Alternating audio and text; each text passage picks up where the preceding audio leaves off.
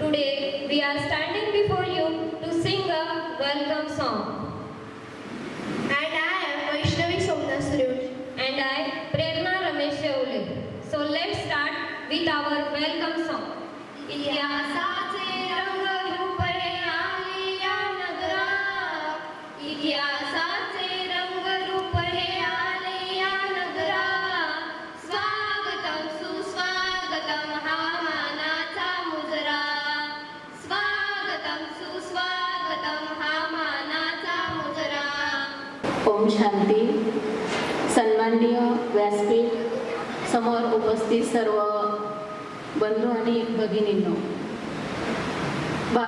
हे जे वर्ष आहे भारताला स्वातंत्र्य मिळून आज जवळजवळ 75 वर्ष पूर्ण झाली.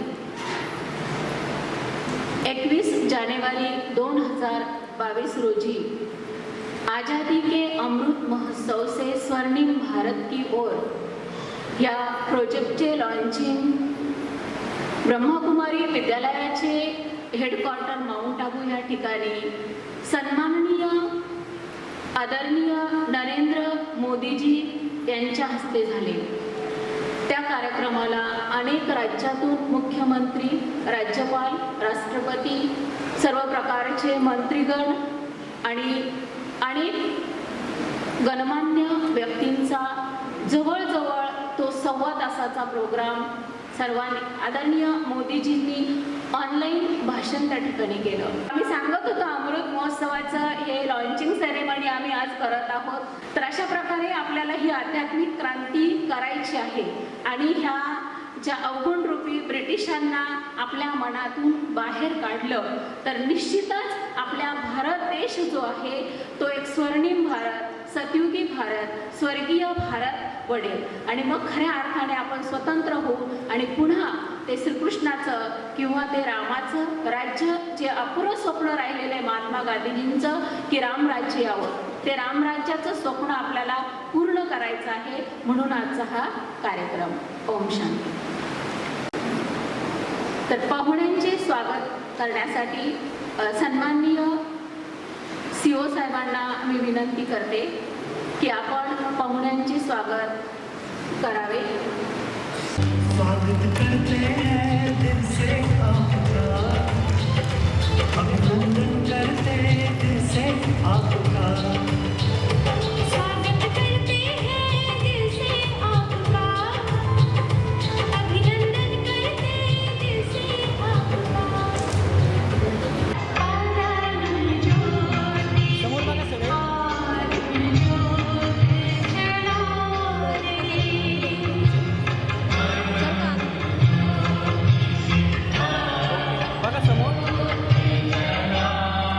आता आपण ज्या क्षणाची आतुरतेनं वाट बघत होतो तो क्षण येऊन पोहोचलेला आहे. ते सुद्धा ताई गेल्या 7 वर्षापासून या राजयोगाच्या मध्ये आल्या. त्या एक नेत्ररोग तज्ज्ञ डॉक्टर आहेत वृक्षवल्ली आम्हा सोयरी वनचरे, हे त्यांच्या साईबनमधून लक्षात येतं. ओम शांति, नमस्कार. आज़ादी के अमृत महोत्सव से स्वर्णिम भारत की ओर, आज़ादी के अमृत महोत्सव से स्वर्णिम भारत की ओर इस बहुत ही सुनहरे प्रोग्राम के जो गणमान्य महानुभाव हमारे साथ हैं वो हमारे नगर परिषद के CO सर, अभी जो होकर गए वो माजी आमदार कदम सर, इस विद्यालय के ओम शांति विद्यालय के नंदाताई, विजयाताई और मेरे सामने जो विराजमान है वो सभी मेरे माताएं, बहनाएं और सभी भाई लोग, आप सबको मैं बहुत बहुत बधाई देती हूँ कि आप इस प्रोग्राम में शामिल हुए हैं. आज का जो फंक्शन है, आज जो हमने यहाँ पर शुरुआत की है, उद्घाटन किया है, शुभारंभ किया है, 75 दीपक जलाकर जो हमने इसका उद्घाटन किया है वो है आज़ादी के अमृत महोत्सव से स्वर्णिम दुनिया की ओर, स्वर्णिम भारत की ओर. यानी हम सबको मिलकर जो अभी स्वराज्य हमें प्राप्त हुआ है उससे हमें सुराज्य तक जाना है। हमें स्वराज्य मिला माने हमारा भारत देश ये स्वतंत्र हुआ है, लेकिन जो स्वतंत्रता की मूल्य होती है सुख शांति आनंद है ना, खुशियाँ भरी दुनिया, निरोगी दुनिया, ये जो है ये हमारा सपना ही रहा है, अभी तक हमें वो प्राप्त नहीं हुआ। इसी सिलसिले को सामने रखते हुए अभी ब्रह्म कुमारी संस्था और भारत सरकार इन दोनों ने मिलजुल कर एक सपना अपने सामने रखा है और वो सपना है आज़ादी के अमृत महोत्सव से लेकर स्वर्णिम दुनिया की ओर। जब हम स्वर्णिम दुनिया की ओर जाते हैं तो वो दुनिया कैसी होगी? वो दुनिया ऑलरेडी स्वच्छ भारत होगी, वहाँ पर स्वच्छ भारत अभियान करने की आवश्यकता नहीं होगी। हर घर में स्वच्छता होगी, हर गली में स्वच्छता होगी। पूरा भारत देश ही नहीं तो पूरा विश्व ही स्वच्छ और सुंदर होगा। और उस समय पर जब स्वर्णिम भारत आएगा तब ये स्त्री पुरुष समानता की नाटिका पेश करने की आवश्यकता नहीं होगी। वहाँ पर स्त्री भ्रूण हत्या ये शब्द भी नहीं होगा, भाव तो होगा ही नहीं और ऐसी कृति भी कभी भी नहीं होगी। व्यवहार जो हम करते हैं, कर्म जो हम करते हैं उसमें श्रेष्ठता होगी। जो हमारी भाषा है उसमें मधुरता होगी, जो हमारे रिश्ते हैं उसमें एकता होगी और जो हमारा सारा माहौल है, निसर्ग है, कुदरत है, वो इतनी प्रसन्न होती रहेगी कि फिर मेरी वसुंधरा माता ये अभियान भी यूज करने की, अभियान के ऊपर कार्य करने की भी जरूरत नहीं होगी, क्योंकि सब तरफ हरियाली होगी, सब तरफ खुशहाली होगी और सब तरफ इतना अच्छी खुशबू होगी कि हवाओं में भी हम फूलों की और फलों की खुशबू पाएंगे। ऐसी स्वर्णिम दुनिया, ऐसी स्वर्णिम दुनिया, वहाँ पर डॉक्टर की आवश्यकता नहीं होगी। सब योग भी करेंगे, सब प्राणायाम भी करेंगे, उसकी भी आवश्यकता नहीं होगी, क्योंकि सभी के सभी कैसे होंगे? निरोगी होंगे, हेल्दी होंगे, हैप्पी होंगे और साथ साथ में समृद्धि जिसको हम कहते हैं, इतना पैसा अखूट होगा कि गिनने के लिए भी समय नहीं होगा, गिन ही नहीं पाएंगे। इतना पैसा, इतना रुपया, इतनी संपत्ति, इतनी समृद्धि होगी।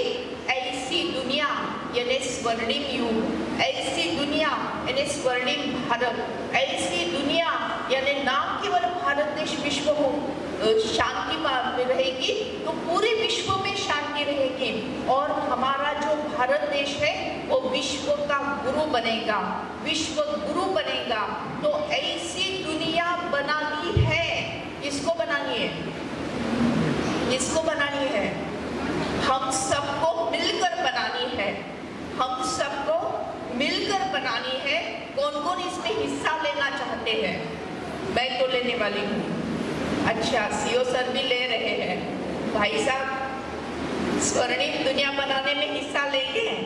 चलो सबके हाथ एक फोटो खींच लेना, सबके हाथ ऊपर।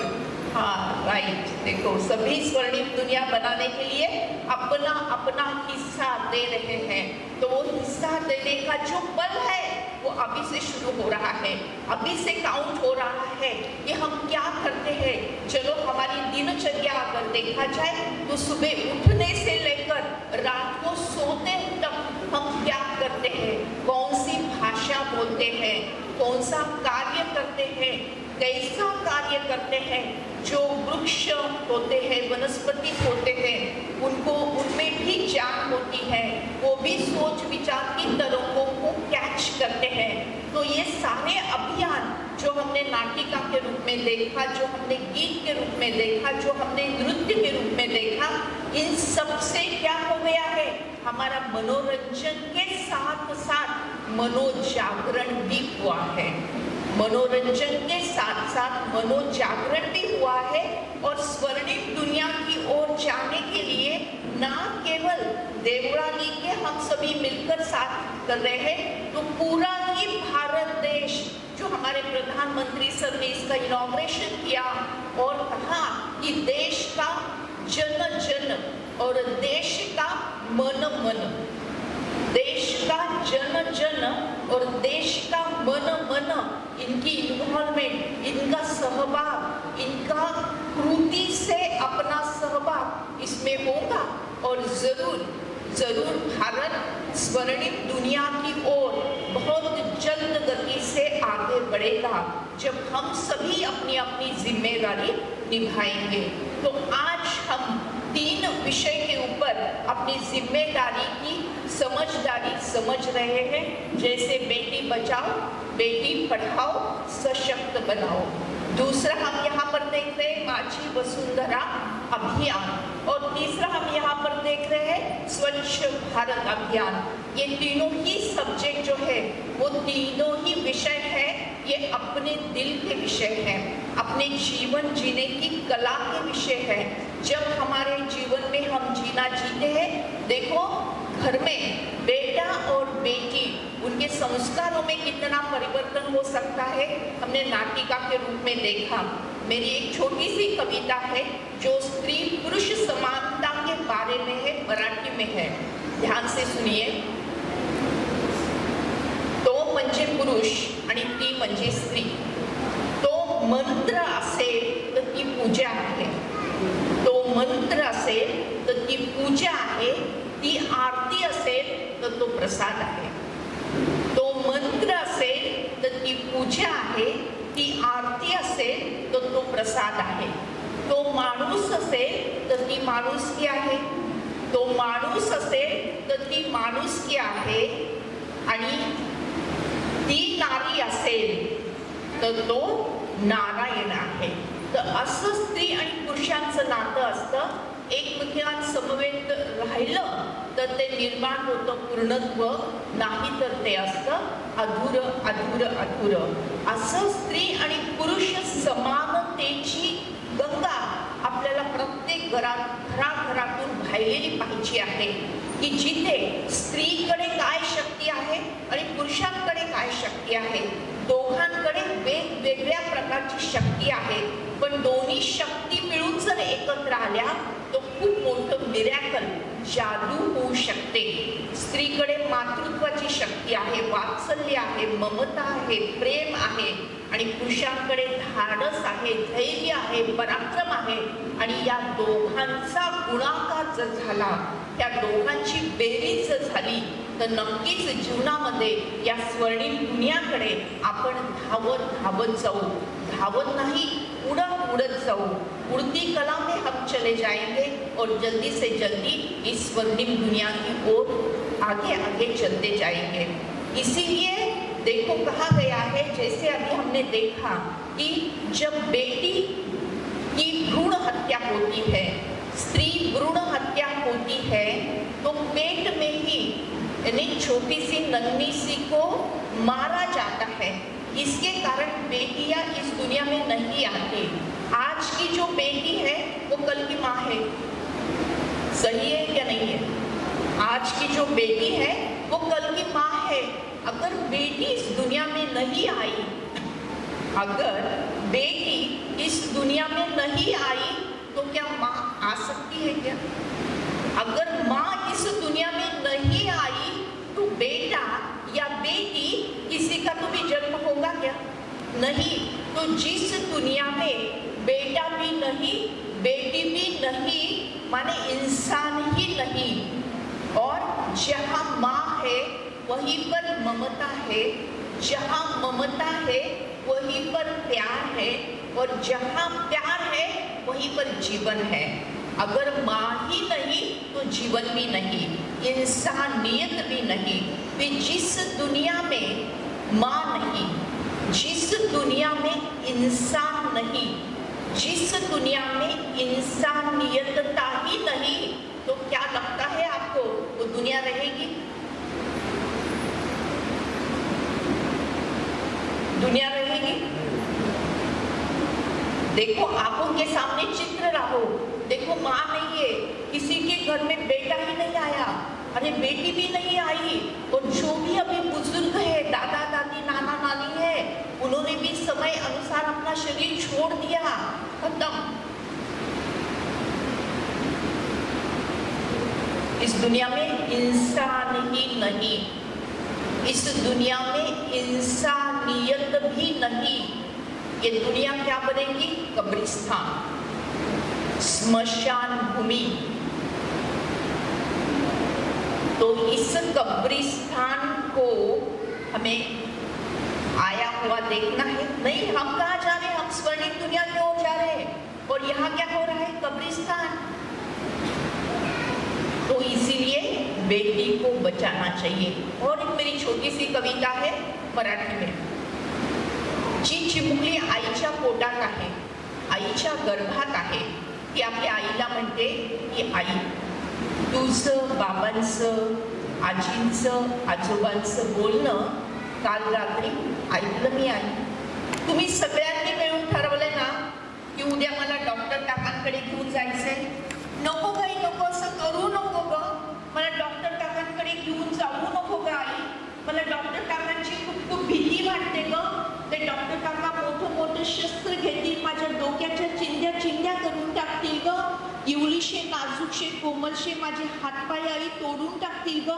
रक्तबंबाळ झालेला माझा हा देह आई उघड्यावर फेकून देतील. कुत्रे येतील, झडप घालतील, तोंडात पकडतील, गल्लीवर फिरवतील गाडी. माझ्या शरीरावर पिपलणारं ते रक्त आई पाहू शकशील. माझ्या शरीराची झालेली विटंबना आई तुला सहन होईल? नाही आई नाही, तुम्ही सहन करू शकणार नाही ग. तुम्ही पाहू शकणार नाही ग. आई असं करू नको ग, मला मारू नको ग. मी कुठलाही हट्ट करणार नाही ग. आई मला काही नको, गोंधळ नको देऊ, नवीन कपडे नको देऊ. फक्त आई मला तुझ्या मांडीवर खेळायचे, आजी आजोबांची गोष्टी ऐकायचे, तुझं बोट पकडायचे, बाबांचं बोट पकडायचे, शाळेमध्ये जायचे, खूप खूप शिकायचं आई मला.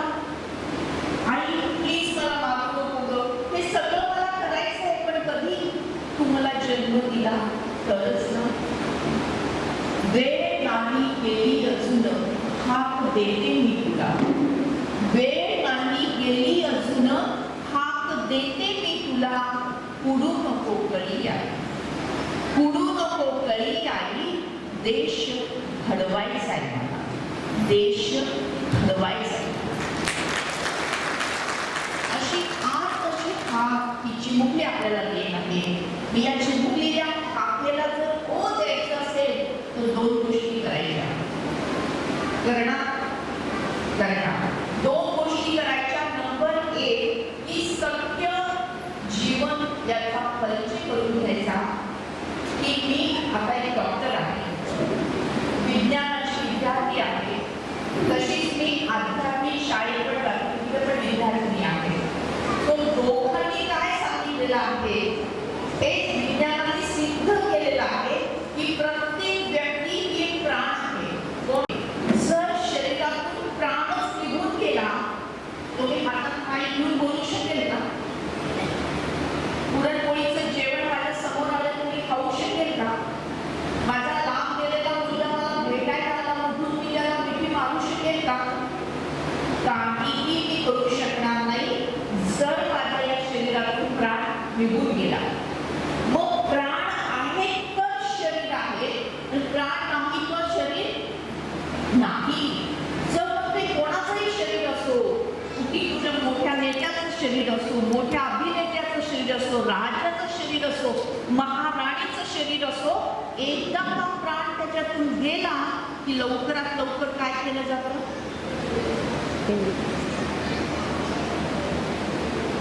काय केलं जातं? अंतिम संस्कार. म्हणजे या शरीराला विधीपूर्वक काय केलं जातं? शेवटचा टाटा बाय बाय करून त्याला अग्नी दिला जातो. बरोबर आहे ना? बरोबर आहे. मग हे जे शरीर आहे हे प्राण असेल तर शरीर चालतं, ते प्राण असेल तर शरीर चालत नाही. ते शरीर कसले आहे? कपड्याप्रमाणे आहे. आज मी इथे पांढरे कपडे घातले, उद्या मी पिवळी साडी पण घालू शकते. म्हणजे काय झालं की मी ते वस्त्र माझं बदललं. कसं बदललं? माझ्या आवडीप्रमाणे बदललं. तसंच मी प्राण आहे, मी आत्मा आहे. कधी मी शरीर पुरुषाचं घेईल तर कधी मी शरीर स्त्रीचं घेईल. मग इथे भेदभावाचा प्रश्न आला का? भेदभावाचा प्रश्न आला का? नाही. हे एक वैज्ञानिक सत्य आहे. हे शास्त्रज्ञांनी संशोधन करून आपल्या समोर ठेवलेला हा सिद्धांत आहे आणि निसर्गाने सुद्धा हाच सिद्धांत आपल्या समोर ठेवलेला आहे. परंतु समाजाच्या म्हणजे पुरुष प्रधान संस्कृती, मुलगी नको ही भावना शेकडो वर्षापासून चालत आल्यामुळे मग मुलीला नको नको नको म्हटलं गेलंय. परंतु फार वर्षापूर्वी म्हणजे हजारो वर्षापूर्वी म्हटलं जातं, कोण्या एका काळी आपल्या भारत देशामध्ये सोन्याचा धूर निघत होता. आज उदबत्तीचा सुद्धा सुगंध येतो ना, परंतु त्यामध्ये उदबत्ती जरी प्रज्वलित केली तरी सुगंध कोणाचा यायचा? सोन्याचा यायचा. अशी दुनिया तेव्हा होती. आणि परत तशीच दुनिया आपल्याला आणायचं असेल तर आपल्याला स्त्री पुरुष समानता हो आपल्या नेचरमध्ये आहे, आपल्या स्वभावामध्ये आहे, आपल्या रियालिटीमध्ये आहे, आपल्या पर्सनॅलिटीमध्ये आहे. आणि तो मूळ स्वभाव, ओरिजिनल स्वभाव आहे. तो स्वभाव परत एकदा आपल्याला काय करावं लागेल? जागृत करावं लागेल. ही एक गोष्ट सगळ्यांना समजली? समजली. असं जर झालं तर मुलगी नको असं कोणी म्हणणार नाही, कारण त्यातलं ओरिजिनल जे आहे त्यातलं विज्ञान आपल्याला समजलेलं आहे. दुसरी गोष्ट म्हणजे एक छोटीशी कृती आपल्याला करायची आहे. ती कृती अशी की समजा आपली ही देवळाली प्रवरा हे काय आहे? आपलं शहर आहे. या शहराचं पॉप्युलेशन सर 30,000. ओके, 30,000 आपल्या शहराचं पॉप्युलेशन आहे. या 30,000 पॉप्युलेशनमध्ये जर समजा मुलीचा जन्म झाला आणि प्रत्येक व्यक्तीने 1 रुपी कॉन्ट्रीब्युशन दिलं. किती दिलं? फक्त 1 रुपया देऊ शकतो का? देऊ शकतो का? आजी पण देऊ शकतात, मुली पण देऊ शकतात, भाऊ पण देऊ शकतात. 1 रुपया देऊ शकतात. कोणी नाही म्हणणार नाही. तर समजा आपल्या या देवळाली प्रवराच्या हद्दीमध्ये जर मुलीचा जन्म झाला आणि त्या मुलीच्या स्वागतासाठी प्रत्येकाने फक्त 1 रुपया दिला तर किती रुपये जमा होतील? 30,000 रुपये जमा होतील. आणि ते 30,000 रुपये त्या मुलीच्या नावाने FD केली. समजा 10,000 रुपये माता पितांना तिच्या संगोपनासाठी दिले आणि 20,000 रुपयाची FD केली तर ती वयात येईपर्यंत 10वी 12वीच्या या स्टेजला येईपर्यंत कितीतरी रक्कम जमा होईल, जे तिच्या भविष्यासाठी, तिच्या शिक्षणासाठी, तिच्या उर्वरित आयुष्यासाठी कामाला येईल. कशी वाटली योजना? याला म्हटलंय 1 रुपयाची जादू योजना. तर मग याच्यामध्ये कोण कोण सहभागी होणार आहे? आपण हात वर करू. हात असा मोठा उंच केला ना तर मग फोटो व्हिडिओ सगळं निघतंय पहा. कन्या जन्म आनंद सोहळा 1 रुपयाची जादू योजनेमध्ये आपण सर्वजण उपस्थित सगळे सहभागी होत आहोत आणि तशा प्रकारचा ठराव प्रस्ताव आपण मंजूर करत आहोत. टाळ्या वाजवा. आता याला लाईनअप करण्याची जबाबदारी आदरणीय CO सरांची आहे की ते व्यवस्थित मांडून तो ठरावाच्या रूपाने हा पारित होईल. आणि त्यानंतर इथे देवळाली प्रवरामध्ये जन्माला येणारी प्रत्येक मुलगी ही हजारोपती होईल, करोडोपती होईल कदाचित भविष्यात. पण आता तरी जन्मल्या ती काय होईल? हजारोपती होईल. करोडपती नाही, हजारोपती नक्कीच होईल. आणि अशा प्रकारचा ठराव आज नगर परिषद घेत आहे. त्यांच्यासाठी आपण जोरदार टाळ्या. आणखी छोट्याशा 2 गोष्टी दृष्टीने आपल्याला सांगणार आहे. दुसरी गोष्ट, जर आपल्या आसपास, आपल्या आजूबाजूला किंवा आपल्या घरातच मुलीचं नाव नकोशी, धोंडी, पथरी, निराशा, कडूबाई अशा प्रकारचं नाव असेल, आहे का? आहे का? इथे उपस्थित असल्यापैकी आहे का? आहे का? नाही. बरं, छान आहे.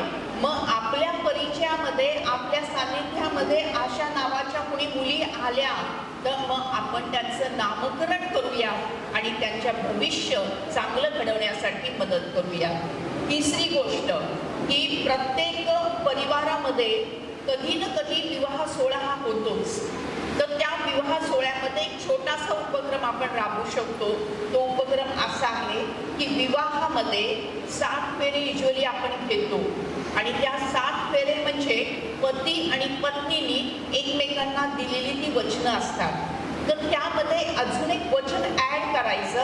ते वचन म्हणजे असं की आपल्या कुटुंबामध्ये जर मुलीचा जन्म झाला तर आनंदाने आम्ही तिचं स्वागत करू आणि तिला पुढे शिकू आणि सशक्त बनवू. त्याचा मंत्र असा आहे की लेका एवढीच लेक ही भारी, लेका एवढीच लेक ही भारी, हाच संदेश घरोघरी 8वा फेरा घेऊया, स्त्री जन्माचे स्वागत करूया.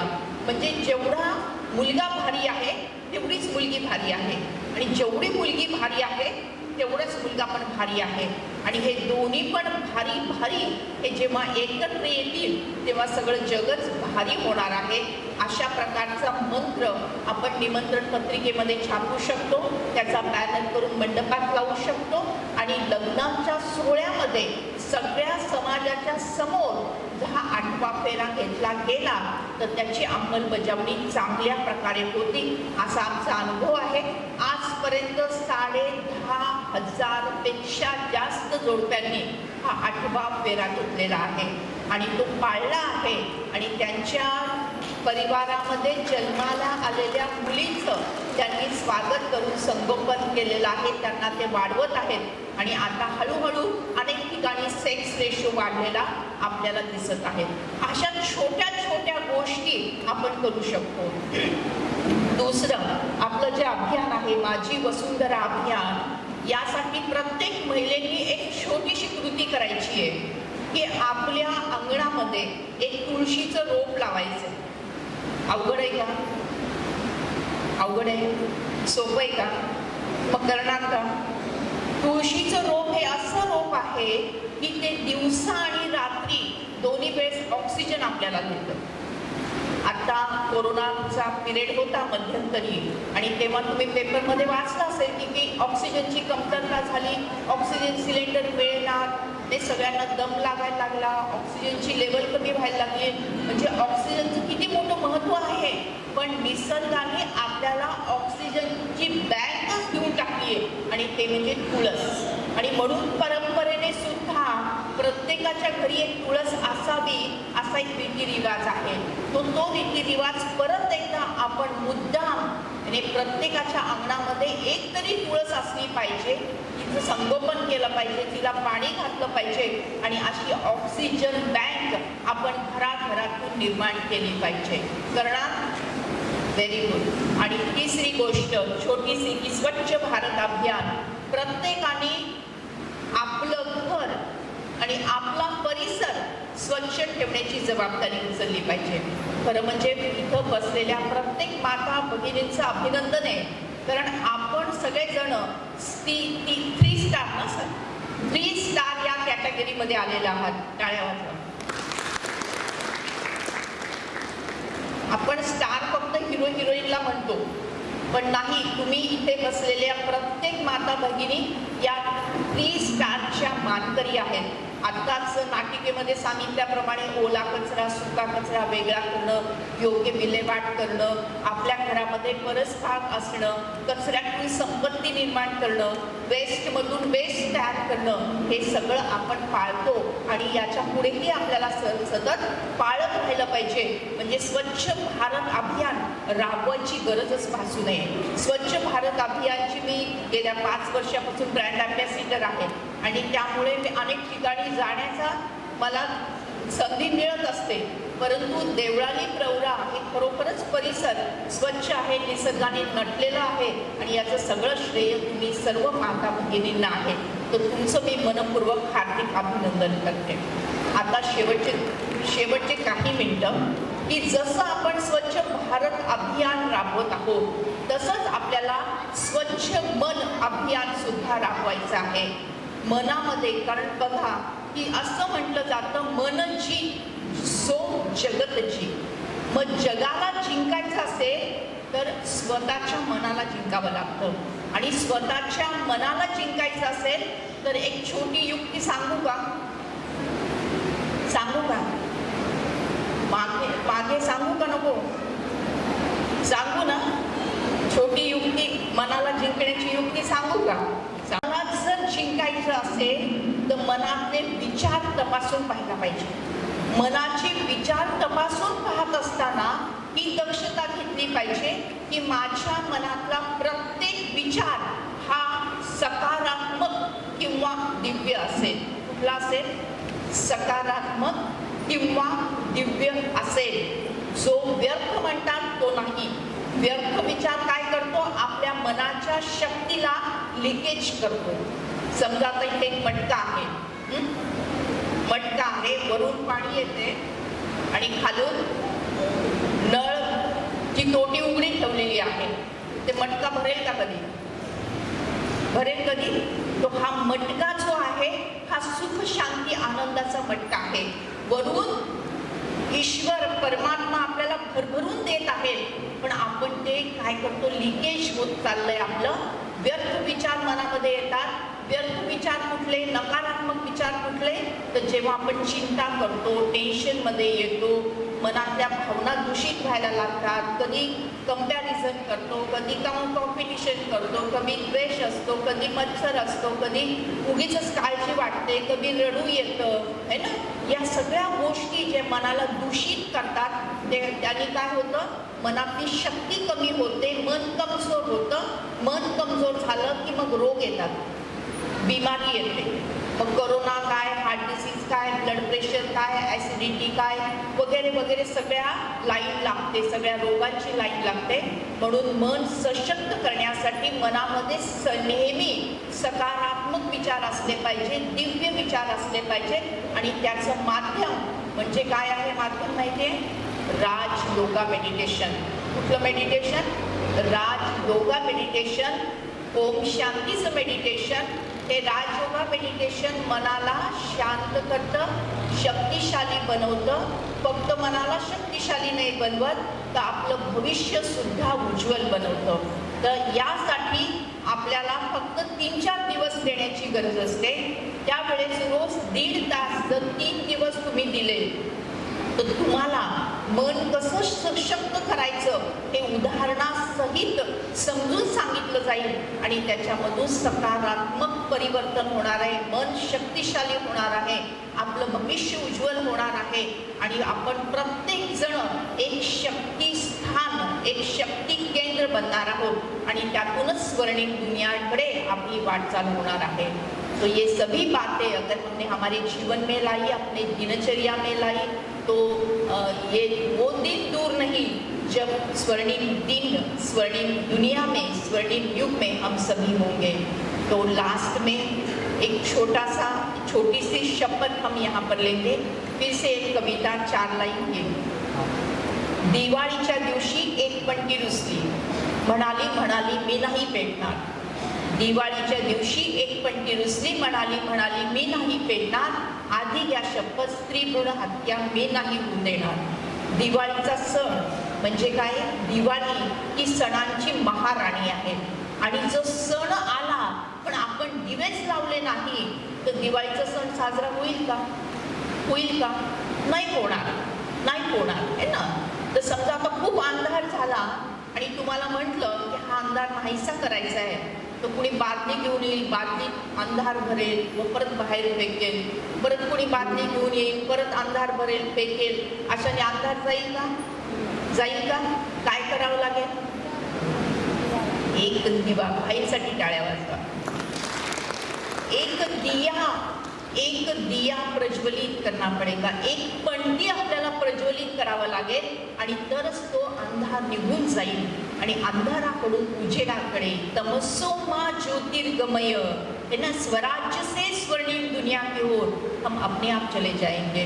तर कवितेचे बोल असे आहेत की दिवाळीच्या दिवशी एक पणती रुसली, म्हणाली मी नाही पेटणार, आधी या शपथ स्त्री भ्रूण हत्या मी नाही होऊ देणार. दिवाळीच्या सणाला नको का बहीण ओवाळायला? दिवाळीच्या सणाला नको का बहीण ओवाळायला? औक्षण भावाचे नको का करायला? भाऊ बहिणीचा हा स्नेह अमृताचा ठेवा. भाऊ बहिणीचा हा स्नेह अमृताचा ठेवा. ठेवा हा अमृताचा जतन करूया. एक पणती स्त्रीत्वाची जागती ठेवूया. दीपावलीच्या दिवशी एक पणती रुसली, म्हणाली मी नाही पेटणार, आधी घ्या शपथ स्त्री भ्रूण हत्या मी नाही होऊ देणार. म्हणूनच म्हणते आता तरी विचार करा. म्हणूनच म्हणते आता तरी विचार करा. वंशाचा दिवा खरा कोण तुम्ही ओळखा. पणतीनेच पुन्हा दिवा प्रज्वलित होतो. पणतीनेच पुन्हा दिवा प्रज्वलित होतो.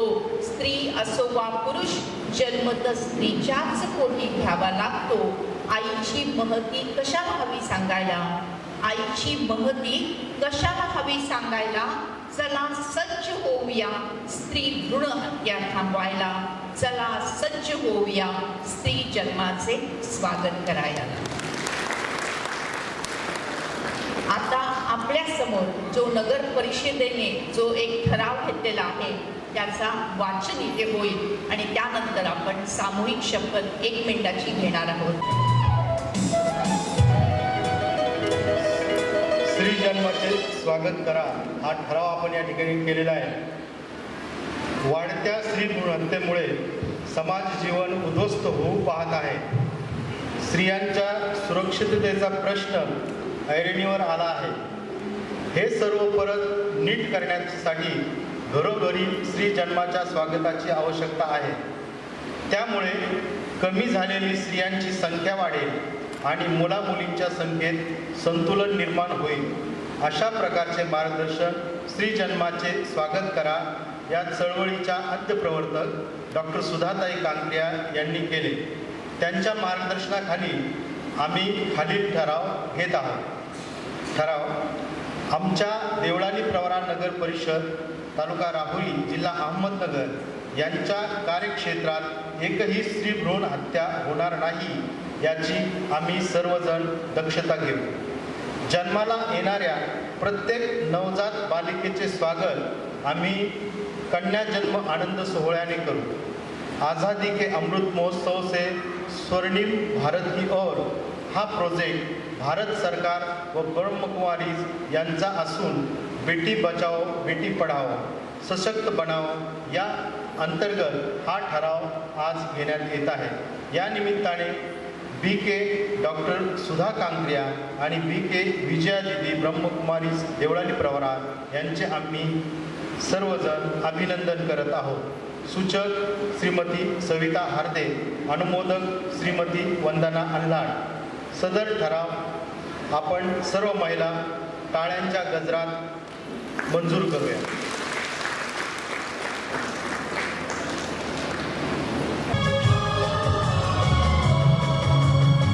आंखों में है स्वर्णिम भारत, आंखों में है स्वर्णिम भारत, हाथों में जग सारा, आंखों में है स्वर्णिम भारत. भारत माझा देश आहे. सारे भारतीय माझे बांधव आहेत. माझ्या या देशात स्त्री पुरुष समानता नांदावी यासाठी मी सदैव प्रयत्न करेन. मी स्त्री भ्रूण हत्या करणार नाही, करू देणार नाही. मी वसुंधरा अभियानाचे पालन करेन. मी स्वच्छ भारत अभियानामध्ये सहभागी होत आहे. हात खाली घ्यायचा, भारत मातेचा जय जयकार, हात उंच करून तुमचा आवाज करायचा, भारत माता की वंदे. धन्यवाद. ओम शांती. देवळाली प्रवरा नगर परिषद प्रजापिता ब्रह्मकुमारी विद्यालय देवळाली आणि आजचा जागतिक महिला दिनानिमित्ताने आपल्या संपूर्ण भारत देशामध्ये आझादी महोत्सव स्वर्णिम भारत की ओर ह्या कार्यक्रमाचं खूप सुंदर उद्घाटन आपण या ठिकाणी केलेलं आहे. आणि अशा कार्यक्रमाच्या निमित्ताने विशेष प्रमुख उपस्थिती अहमदनगर जिल्ह्यामध्ये विशेष डोळ्यांच्या डॉक्टर, साथ मनाला हेल्दी ठेवणाऱ्या डॉक्टर आदरणीय सुधा कांकरिया, ज्या गेल्या 20 वर्षापासून बेटी बचाओ बेटी पढाओ, त्याचबरोबर ब्रह्मकुमारी विद्यालयामध्ये जो शिकवला जाणारा राजयोग आहे, ह्या राजयोगाच्या नियमित रूपाने विद्यार्थिनी आहेत. संपूर्ण परिवारही ह्या राजयोगाचा अभ्यास करत आहे. त्याचबरोबर आनंद ऋषी हॉस्पिटल, स्वतःचंही हॉस्पिटल आणि त्याचबरोबर अहमदनगर जिल्ह्यामध्ये फार सुंदर असा कॅम्पस आहे.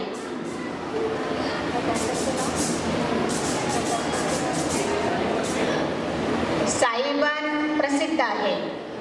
अशा साईबानमध्ये जवळजवळ 80 एकरच्या एरियामध्ये मन स्वस्थ आणि तन स्वस्थ राहण्यासाठी वेगवेगळे मनोरंजनयुक्त असे कार्यक्रम, स्टॅच्यू, साधक वेगवेगळ्या प्रकारचे त्या ठिकाणी आयोजन केलेलं आहे.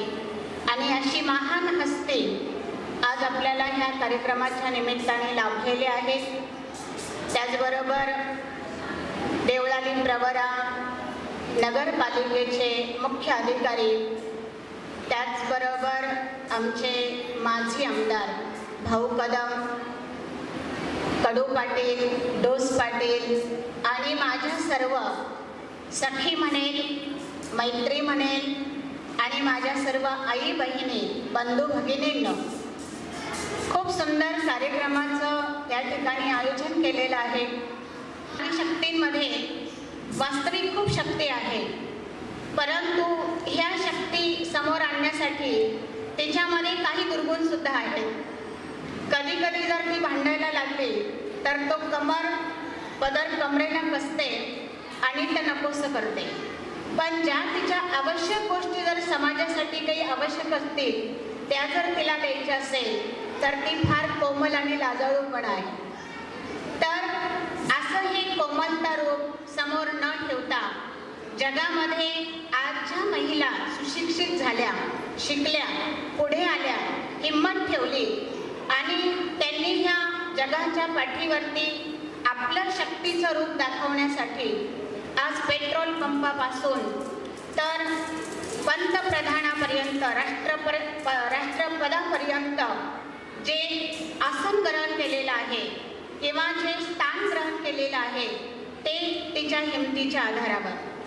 आता काळाची गरज आहे की आपण पुरुषांच्या खांद्याला खांदा देऊन प्रत्येक क्षेत्रामध्ये काम करत आहोत. परंतु काम करता करता आज तिच्यामधली जी असलेली निर्बलता आहे, तिच्यामध्ये असलेली जी कोमलता आहे, ती अजूनही तिने कुठेतरी दूर करण्याची काळाची गरज आहे.